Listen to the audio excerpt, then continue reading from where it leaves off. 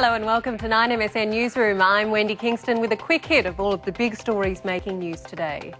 Hit and run horror, the hunt for a driver who fled after dragging a boy 20 metres down the road. Tragedy as a runaway Boulder crushes a family home. And just too much excitement, the woman who fainted at the prospect of winning a car. First though, Sydney police are hunting for the driver of a four-wheel drive involved in a hit and run. A 13-year-old boy is in an induced coma after the driver clipped him while he was riding his bike through Canleyvale, which is in the city's southwest.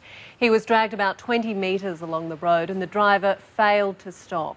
The boy is in a critical condition in hospital. He has a fractured skull and severe cuts.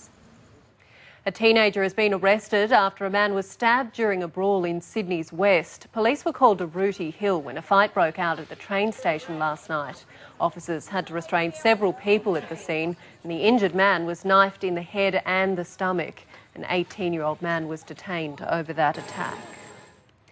A former Australian soldier has been sentenced to death in Afghanistan. Robert William Langdon was convicted of murdering an Afghan security guard and then trying to blame it on the Taliban. The 38-year-old was employed as a security contractor by a US-based firm when the incident occurred in May last year. Langdon told the court that he fired a gun at the man in self-defence during an argument. The victim was shot 4 times in the head and the body. At least 5 people have been killed by floods and mudslides near Machu Picchu in Peru. More than 1,900 tourists, including a number of Australians, remain stranded in a tiny village there near the historic Inca Trail. Authorities have so far managed to airlift 64 people to safety. Travellers have been sleeping on the street after 5 days of torrential rain basically washed away the main road to get in. A German family has been struck by a freak tragedy after a huge rock fell down a hillside and demolished their home. The 45-year-old father and his 18-year-old daughter were both killed when the boulder hit while they were watching TV inside. But somehow the man's 40-year-old wife and 16-year-old son were amazingly pulled alive from that rubble. Actor John Travolta is using his skills as a pilot to help the Haiti earthquake victims.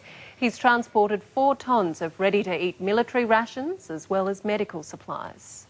We have the ability to actually help make a difference in the situation in Haiti, and I just can't, see not using this plane to help.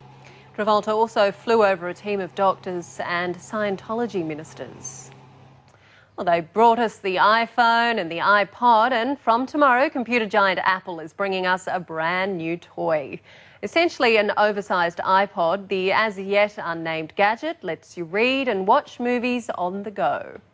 Apple won't confirm it, but tomorrow they're expected to show off their latest toy, a tablet computer, a device with no keyboard, about the size of a magazine, that's designed for reading, watching video, browsing the web and playing games. Now, people have all sorts of ideas about what it will look like. A giant iPhone or an iPhone on steroids? About that big and probably pretty light. I'd like it to be lightweight and have a lot of memory. It's still an Apple secret project, but based on a search of patent files, we get the hint that the device might be called iSlate or an iPad. But there are questions. A tablet-sized computer isn't new. Microsoft introduced one back in 2001 and it didn't take off. Other tablets are also on the market and they're certainly not flying off the shop shelves. It's just hard for me to imagine what you would do with this other than the things you could already do with your phone, except the phone is more easy to carry around, or what you could do with the laptop, except with the laptop you can actually type on a physical keyboard, which my understanding is the tablet is not going to have. Apple is letting it be known it's the biggest thing since the iPhone. Although, who wants a bigger iPhone? It's going to be kind of hectic to carry it around, maybe. Like when you're transporting around, like in the subway, it's going to be very difficult. If it doesn't fit in my purse and it's heavy, I don't want it. Unless it's very durable and comes with a protective case, I would never buy another open-face device. Robert Penfold, 9 News, Los Angeles.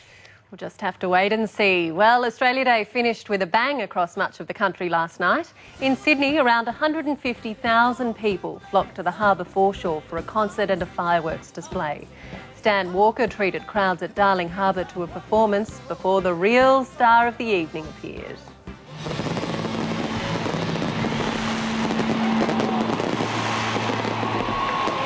Federation Square was the place to be in Melbourne, with hundreds watching on as the skies lit up, and crowds also gathered at Southbank in Brisbane for a spectacular show there.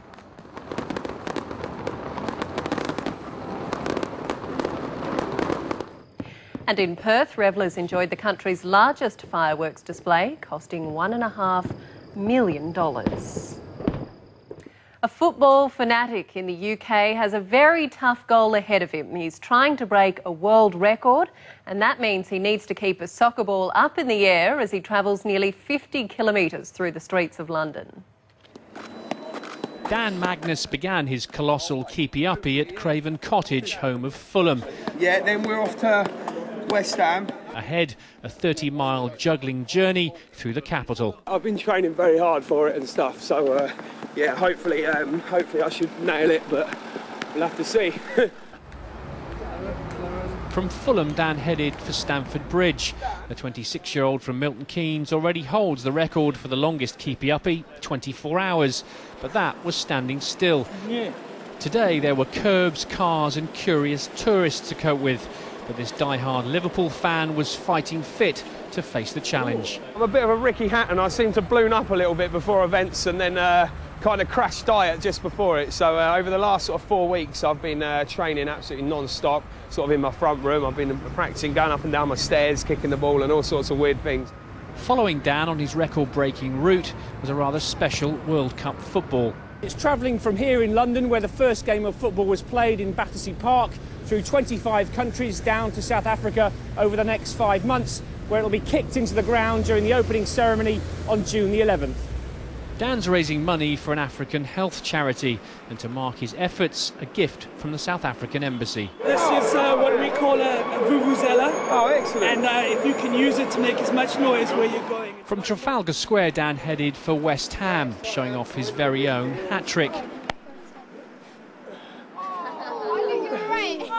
After visiting Arsenal, Dan will finish up at White Hart Lane later this evening in time for Spurs' clash with Fulham. Another record racked up for the king of keepy-uppy. Good on him.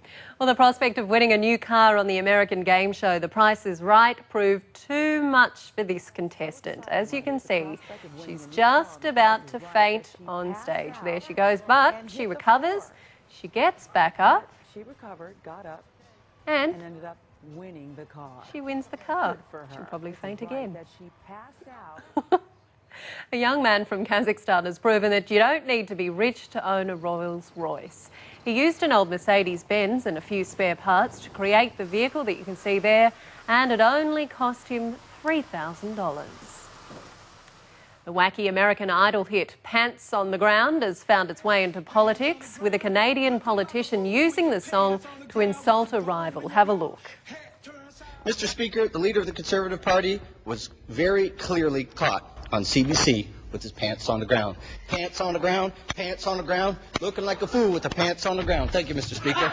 We're not exactly sure who looked like the bigger fool there, but we might let you judge that one.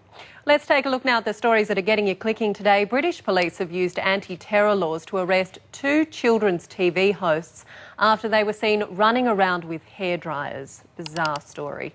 A transgender couple who were born female say they're preparing to have a baby.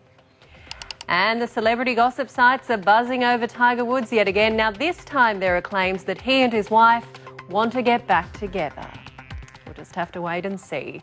On to sports news now, and the Williams sisters are on court today at the Australian Open, and if they both win, they'll meet each other in the semi-finals.